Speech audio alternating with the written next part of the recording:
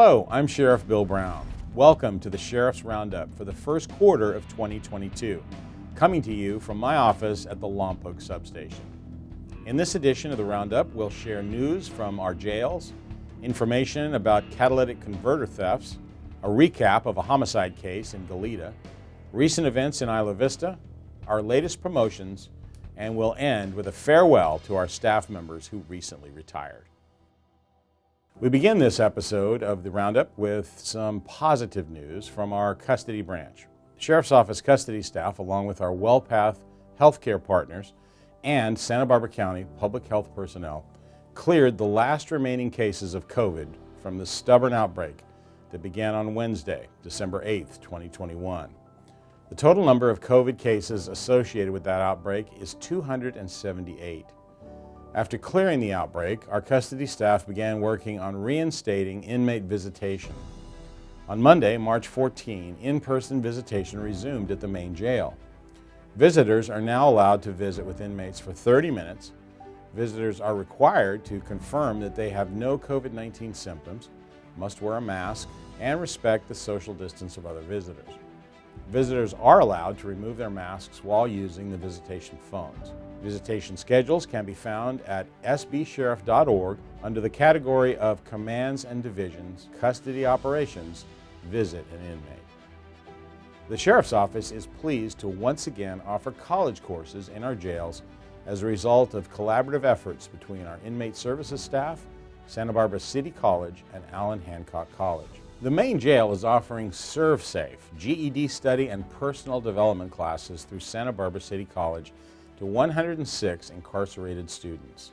ServSafe courses prepare inmates for restaurant employment by giving them the opportunity to earn their food handler certification, which is required for positions in the food service industry in California.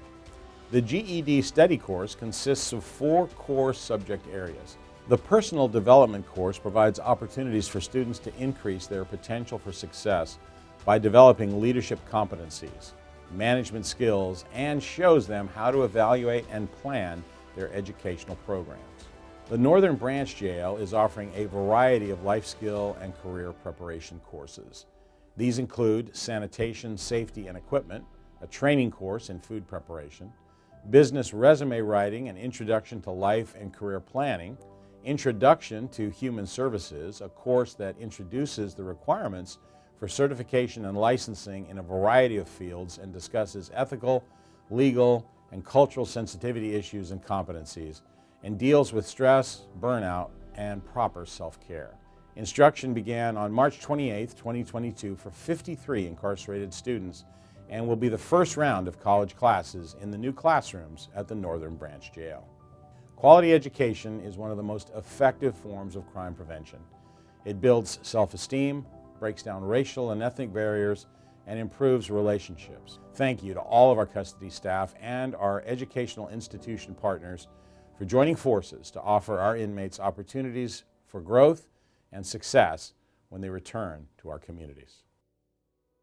The theft of catalytic converters has been a crime that's plagued our communities for years. Historically, we've seen these thefts sweep through jurisdiction in waves, but lately those waves are becoming more and more frequent. On Saturday, March 19, Carpinteria patrol deputies arrested 2 suspects for catalytic converter thefts and recovered 2 of 4 reported stolen converters. A victim had called 911 to report what sounded like a saw cutting metal and suspected that a theft was in progress. That sound ended up being his catalytic converter being sawed off his Toyota Prius that was parked in his driveway. A few minutes later, deputies noticed a vehicle leaving the area. When deputies contacted the occupants, they recovered 2 catalytic converters on the back seat. Deputies arrested the occupants, 41-year-old Banny Lowe and 27-year-old Gary Lee, both from Sacramento. They were booked into Santa Barbara County's main jail for grand theft, possession of stolen property, possession of burglary tools, and conspiracy. A few days later, deputies in Santa Maria arrested another suspect for catalytic converter theft and recovered several stolen converters. The reporting party heard tinkering sounds, looked outside, and saw a theft in progress and called 911 to report it. Deputies arrested 31-year-old Zhong Vu from Merced. He was booked into Santa Barbara County Main Jail for possession of stolen property and being under the influence of a controlled substance. We want to thank and acknowledge the quick thinking of the victims in these two incidents. The theft of catalytic converters is prevalent because they can be quickly removed from cars, they do not have manufacturer serial numbers, and the components include precious metals that can be resold to recyclers. We encourage the public to take steps to prevent the theft of catalytic converters, including parking inside a garage or secured yard, installing motion detector lights near parking areas, installing a catalytic converter protection device, engraving or having engraved an identifying number on the converter, and educating neighbors to be on the lookout and to listen for thieves. There are several bills working their way through the legislature that are aimed at deterring the theft of catalytic converters. These bills would seek to separate the legitimate recycling of catalytic converters by auto dismantlers from the criminals who are cashing in on stolen converters. Shots were fired out here at the Pacifica Suites last night about 8 o'clock, and a swarm of sheriff's deputies came to the area to investigate what happened. Next, I would like to share a recap of a homicide that occurred in Goleta and the swift investigation by our detectives to track down the suspect. On Friday, February 10, Goleta deputies were dispatched to several reports of shots heard in the area of Hollister and Highway 217. When deputies arrived, they found evidence of a shooting at a hotel in the 5400 block of Hollister, but no suspects or victims were at the scene. Approximately an hour later, 43-year-old Richard Andrew Cardano of Goleta was located at Goleta Valley Cottage Hospital with a fatal gunshot wound. Sheriff's detectives, crime scene technicians, and the California Department of Justice Bureau of Forensic Services responded to the scene and worked continuously overnight and throughout the following days. And as a result of their efforts, detectives made 2 arrests in this case in less than a week. On Monday, February 14, detectives arrested 34-year-old Isaiah Alexander of Santa Barbara in the 1600 block of State Street for murder.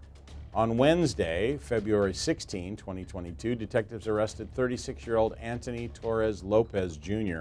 of Santa Barbara in the area of Laguna and Coda Streets for robbery and attempted extortion. Both cases are continuing in the court process. I want to thank the deputies, detectives, crime scene technicians, and the California Department of Justice Bureau of Forensic Services technicians for their diligent work on this case that resulted in the swift capture of 2 dangerous felony suspects. Sheriff's deputies at the IV Foot Patrol Station had 2 significant cases that impacted the Isla Vista community. On Tuesday, February 15, deputies began investigating the report of a video recording device that was found in the bathroom of a residence in the 6500 block of Madrid.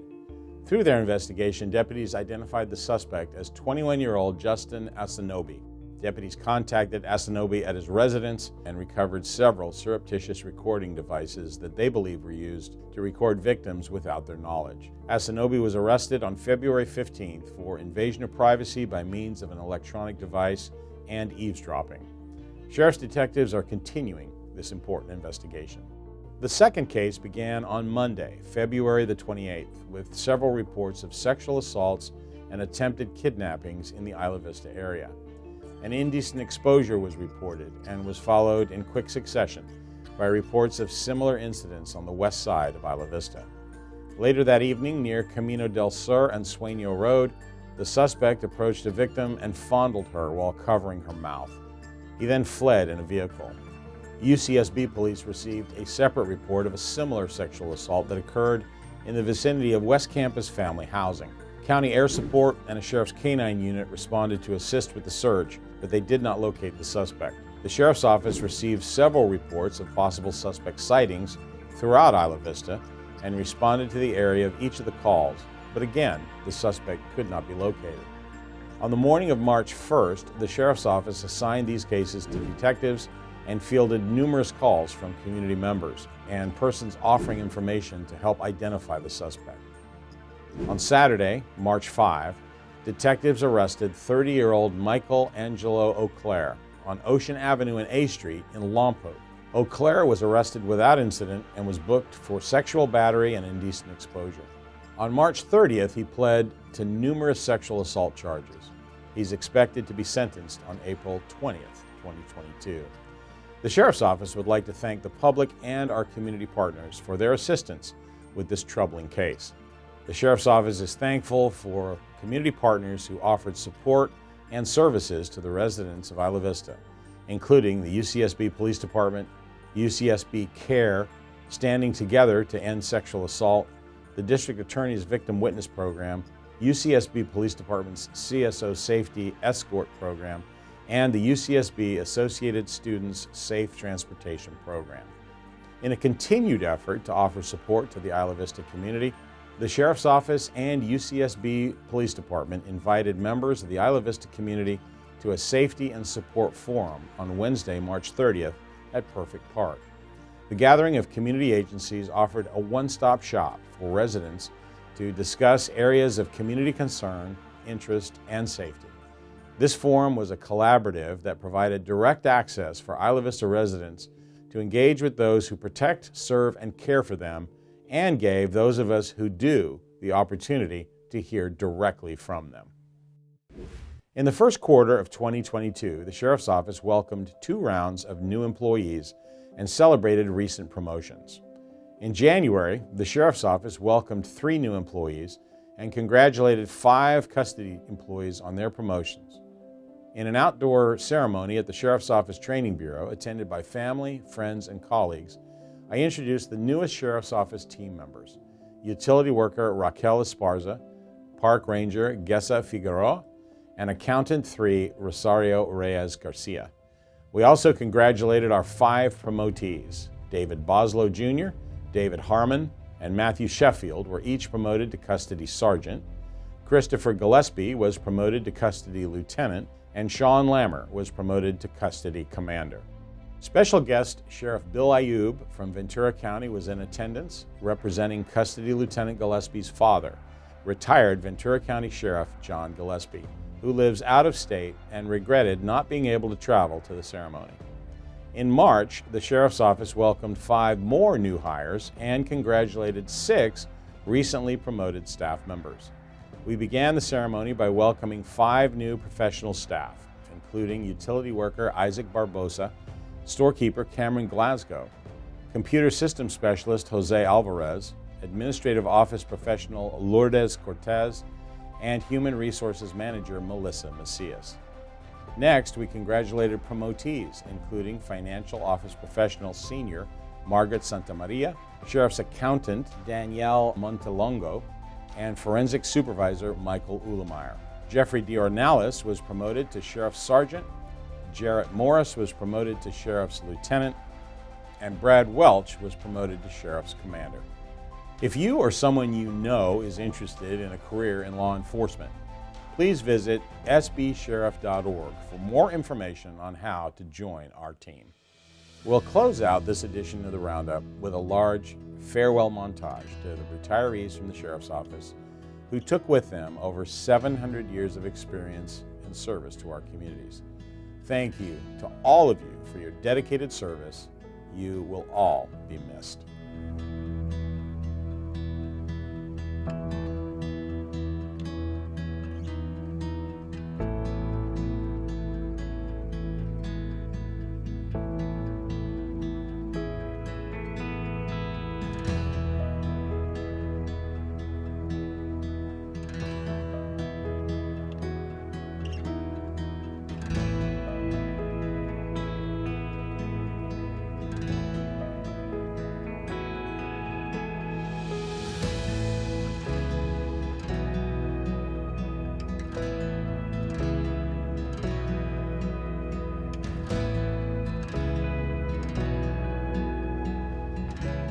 Well, that's going to do it for this edition of the Sheriff's Roundup.